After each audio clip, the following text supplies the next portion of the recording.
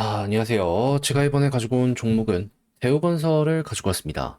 일단 오늘 좀 많이 빠지고 있어요. 근데 이거는 시장의 영향이 좀 크지 않았나.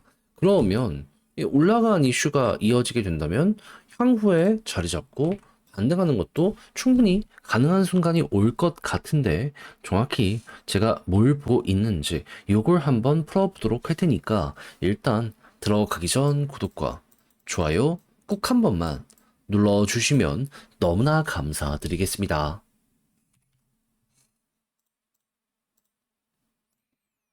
자, 일단 최근 상승에 대한 이유는 이렇게 말을 하고 있습니다. 대우건설 해외 수주 원전 모멘텀 이유 있는 주가 반등이 오고 있는 상황이다. 정확한 부분을 좀 살펴보게 되었더니 일단 최근 팀 코리아의 멤버로 체코와 폴란드 원전 시공사로 선정된 바가 있고요. 추가적으로 미국 웨스팅하우스와의 합작법인 가능성도 지금 언급이 되고 있다라고 합니다. 그러면 웨스팅하우스가 전 세계 원전을 쓸어 담고 있는 상황이기 때문에 여기에 건설을 대우건설이 하게 된다. 그럼 장사를 엄청나게 잘 하게 되지 않을까? 이렇게 볼 수 있지 않겠습니까? 그리고 이외에서도 다양한 거점 쪽에서 수익 계약으로 이 실적을 쌓아가고 있는 상황이고, 그리고 추가적으로 주택 개발도 잘하고 있는 게 해외에서 보여주고 있는데, 한국에서 지금 어떤 얘기 들려오고 있죠? 늦어도 9월 초 안에 정부 차원에서 주택 공급 관련되어 있는 정책을 내놓겠다라고 해놨었잖아요. 그러면, 대우건설 이쪽으로도 괜찮겠네? 아무튼 그리하여 지금 대우건설이 최근에 굉장히 많이 올라간 모습 이게 나타나게 된 것이 아닐까 요렇게 생각을 하기가 좋을 것 같습니다. 그리고 원전 개당 그 총 사업비가 10조 단위를 훌쩍 넘어서기 때문에 몇 개만 우리가 계속해서 끌고 온다라고 하더라도 대우건설의 미래 자체가 여기서 많이 바뀌게 될 수 있을 것이다.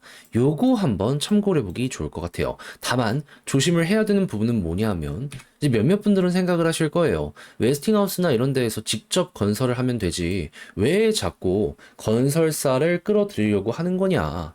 책임, 준공, 요거 계약서에 넣기 싫어서 그러는 거예요. 그러니까 혹시나 일정이 연기가 된다든가 천재지변 같은 게 발생을 하면은 어찌 되었든 비용이 증가하는데 요거 싫잖아요. 1, 2년 안에 완공되는 것도 아니고 요거 하려면 10년이 넘게 걸리는데 근데 요거를 건설사를 끼워버리면은 리스크적인 부분은 돈을 좀 나눠준다라고 하더라도 아예 던져버릴 수 있네. 그리고 웨스팅하우스는 도의적으로는 책임을 줄 수 있다라고 하더라도 계약서상으로는 문제가 되는 게 하나도 없기 때문에 네, 그럼 깨끗하게 설계 이런 쪽으로 집중해서 밀고 나갈 수 있는 겁니다. 그러다 보니까 이게 어떻게 보면 대우건설에게 미래에 조금 좀 안 좋게 작용을 하게 될 수도 있겠구나. 근데 그거는 나중에 가서 봐야 될 거라 요것만 제외하면 딱히 문제될 건 없는 것 같아요. 그럼 오늘 왜 빠지는 거냐라는 걸 생각을 해야 되는데 지금 연준에서 금리 인하 한다라는 이러한 기대감 때문에 올라간 것도 없잖아 있는데 지금 약간 시간을 두고 지표 나오는 거 보고 9월 FMC까지는 이것도 봐야 된다라는 얘기가 들려오고 있잖아요. 그러다 보니까 올라갔던 게 약간 숨고르기 조정 그게 조금 크게 나오게 된 것이 아닌가. 여기는 이렇게 볼 수 있을 것 같아요. 그러면 수급은 어떻게 평가를 하는지 보도록 하면 일단 오늘 매도가 좀 많이 나오고 있긴 하지만 그래도 매집한 게 여전히 홀딩이 많이 되고 있잖아요. 그럼 오늘 장 끝나고 나서 이게 어떻게 변하는지 보고 매집했던 이들이 홀딩을 더욱더 많이 한다면 곧 바닥 딛고 또 올라가겠구나 정도로 이건 넘어가면 되고 만약에 매집을 했던 이들이 던지면 그게 조금 문제가 될 것이다 정도로 요거는 보시면 될 것 같습니다. 그러면 지지라인 부분 같은 경우에는 많이 찍어주고 있는 여기 이탈 안 하면 굳이 손절을 할 필요는 없을 것 같고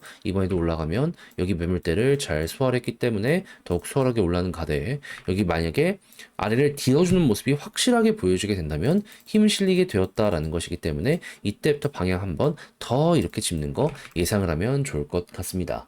그렇다라고 했을 때 많이 걸렸던 박스권이 여기가 있네요. 네, 돌파하면 좋은 거고 안 한다면은 네, 여기서 계속 퉁 퉁 아래를 향해서 가게 되지 않을까. 근데 만약에 이걸 완전히 아래 깔아버리게 되면 매물대 비어있는 구간이 이렇게 있잖아요. 그럼 그 다음 구간인 5,500원 언저리까지 쉽게 한 번 더 갈 수 있게 되지 않을까. 이렇게 묶어서 생각을 하기가 좋을 것 같네요. 이렇게 해서 대우건설 어떻게 보면 좋을지에 대해 총정리해봤는데 이걸 글로 쓰며 영상 마무리 한번 해보도록 하자면 첫 번째, 실적은 좋아지고 있다. 물론 장기적 리스크가 아예 없다라고는 말 못하지만은 단기적으로는 그냥 괜찮다. 그래서 수급적으로 본다라고 했을 때 최근에 상승을 만들어줬던 이들이 꾸준하게 홀딩을 하는지 보면 되고 지지라인은 박스권으로 크게 보시면 되고 올라간다라고 했을 때에는 자, 요 부분 여기 저항을 돌파하는지 보고 만약에 괜찮다면은 매물대 빈 공간 공략식으로 해서 쭉 밀고 가는 식으로 해서 대우건설 마무리 해보시면 될 것 같습니다.